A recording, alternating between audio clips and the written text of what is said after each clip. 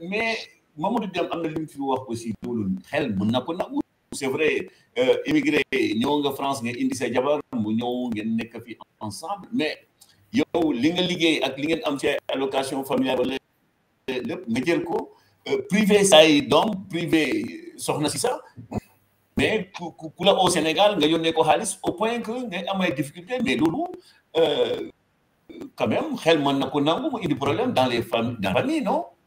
Absolument mais loolu moom li nga wax si la ak li dem exposé c'est très clair. C'est vrai que dans beaucoup de couples effectivement la question de l'allocation familiale moom moo nekkoon au cœur des problèmes. C'est vrai que nit ki bu nekkee dañu joxe allocation familiale nga xool France bu ñuy wax allocation familiale pour dimbali njaboot yi pour ñu mën a jàppale seen doom et que cette allocation est détournée par beaucoup de maris pour ñu koy envoyer Afrique wala ñu ciy def seen projet personnel au détriment d'ailleurs de xale yi parce que par exemple man xam naa fi ay enseignants yoo xam ne ñu ngi dans des zones difficiles dañ naan ma am nañ ay doomu immigré yoo xam ne bu ñu ñëwee mais dañuy solu pratiquement wala kaana wala duñu il ne s'habille pas de manière wala xale yi boo leen di gisee da lay wóor ne lekkuñu lekk bu baax seen kër alors que effectivement allocation bi leen doon jox c'est pour dimbali famille yi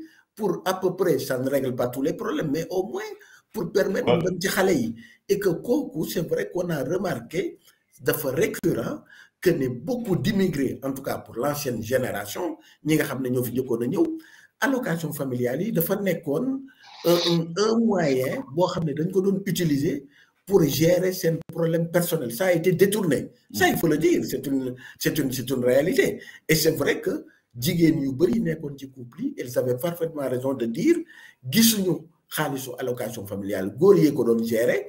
Et donc, c'est d'ailleurs la raison pour laquelle boo koy xool il y a une évolution au niveau des CAF lu ci bari pratiquement après jigéen yi lañ ko doon jox. yu ci bari.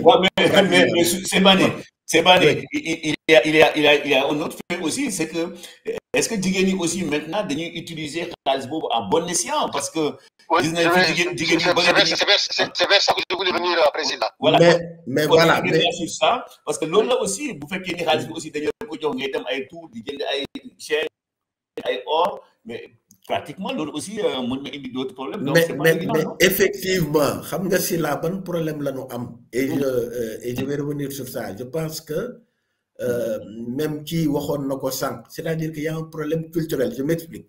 Xam nga mariage l'idée conception bi ñu am ci mariage en Occident ak conception bi ñu am ci mariage en Afrique wala au Sénégal du benn fii mariage on dit ay ñaari nit yoo xam ne dañu gis ñu bëggante war a mën a nekk am des projets def seen projet ensemble pour ñoom ak seen doom fii en Occident le mariage est circonscrit le mari femme ak doom yi voilà. Au Sénégal mariage idée bi ñu ci am moom mooy yow da ngay marier ak sa ay belle famille ak sa la famille au sens large à telle preuve d'ailleurs xoolal comme on le dit en fait il y a une forme de concurrence jigéen bu ñëw fii ñëw si jëkkër ji xam nga lan la koy pratiquement pareil waxe boo demee fële na nga góorgóorlu on lui dit pas boo demee na nga ñëw jàpp sa góorgóorlu mooy na nga dem pour essayer góorgóorlu tu essaies de travailler pour aider ta famille qui est restée au pays. On ne te dit pas d'amal pour jàppale sa jëkkër wala jamal pour jàppale sa famille au sens littéral du terme. Ce qui fait que beaucoup de filles, de femmes qui quittent le pays pour venir, seen projet nekkatul ñoom ñu nekk dans un mariage pour dimbali seen ay doom wala seen ay jëkkër mais seen projet c'est se réaliser économiquement pour lii dem doon wax assurer la survie de la famille fële. Mais ce qui fait que son projet n'est pas le projet du mari. Donc, ils ne sont plus dans les liens du mariage. C'est ça le problème. Pareil pour aussi beaucoup de maris. Yo xamné fi la nek nekatuñu ci mariage bi mais luñu am ñu ngi xol nan lañuy dimbalé sen famille. Finalement, les gens en fait, il y a des trucs divergents. Les gens disent qu'ils sont dans un mariage, mais l'homme il travaille pour aider sa famille là-bas, la femme travaille pour aider sa famille là-bas, les enfants qui sont là sont sacrifiés.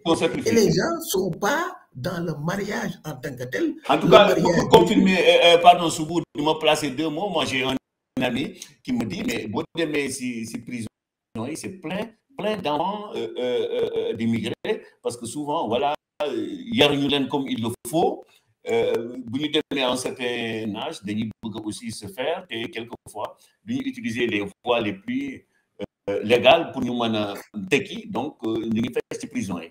Mais absolument, xam nga li koy firndeel mooy souvent, tu sais, par exemple, ici à Paris, il y a plein de trucs d'ailleurs qui sont souvent des fois gratuits. Damal ci médiathèque yi.